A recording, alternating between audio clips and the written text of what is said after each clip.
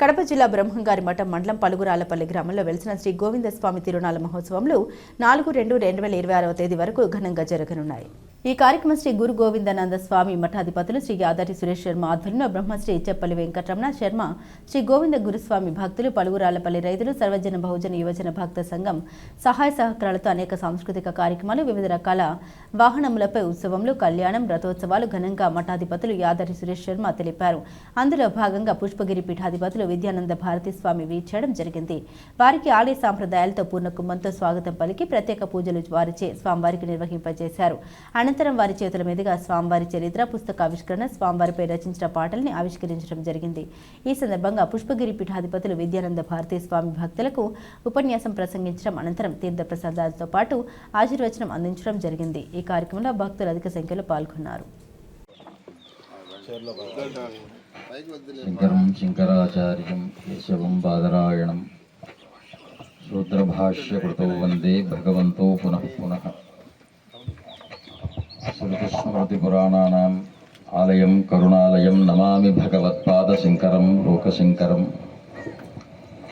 సత్యజ్ఞానసుఖస్వరూపమమలం క్షీరాబ్దిమధ్యస్థితం యోగారూఢమతిప్రసన్నవదనం భూషా సహస్రోజ్వలం.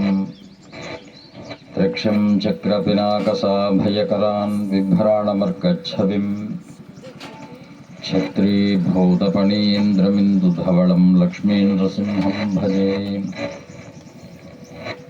నారాయణసమారంభాం వ్యాసశంకరమధ్యమాం అస్మదాచార్యపర్యంతాం వందే గురుపరంపరాం.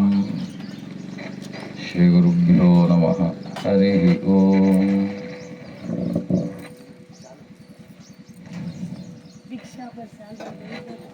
పుష్పగిరి పీఠ పరంపరలలో గురువు గారు యొక్క దాదాపు ఇక్కడి నుంచి ఒక 3వ తరం 4వ తరం ముందున్నటువంటి స్వామివారి స్వగ్రామం ఇప్పుడు మనం ఉండేటువంటి పలుగురాళ్లపల్లె. ఇది గురుభూమి.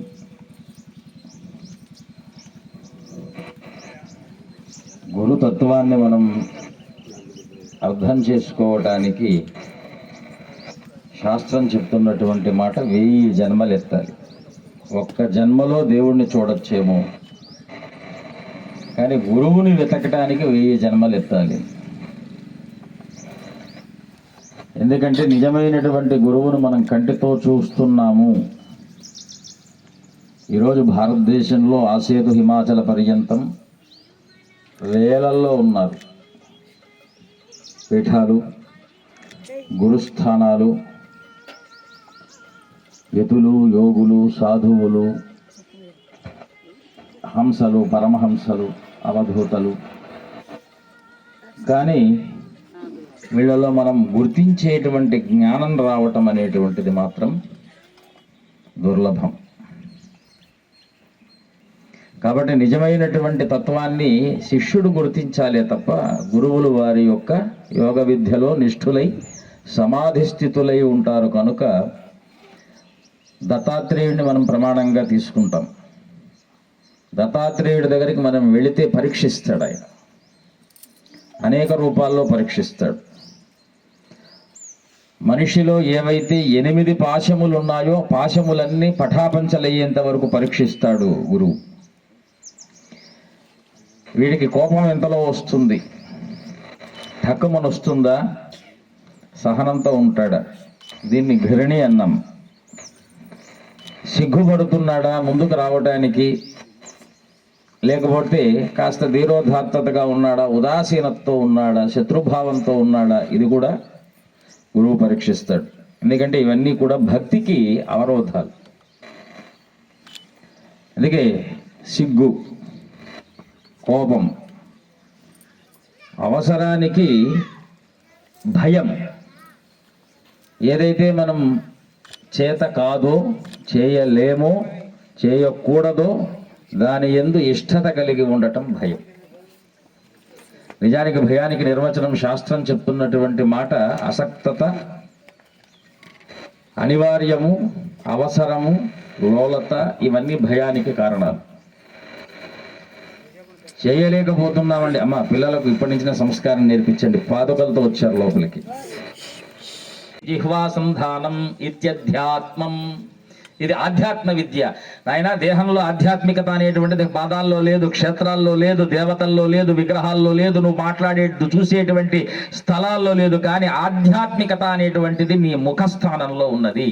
దాన్ని ఉపయోగించుకుంటే సనాతన ధర్మము యొక్క వైభవం కనిపిస్తుంది.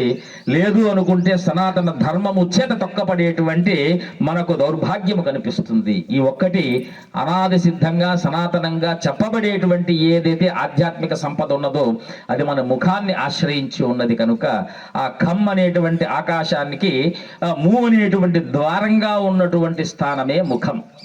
ఖం, దివం, అంబరం, ఆకాశం, గగనం ఇలాంటి పేర్లన్నీ కలిగాయి. ఇప్పుడు మనం కూడా అంబకము అంటున్నాం.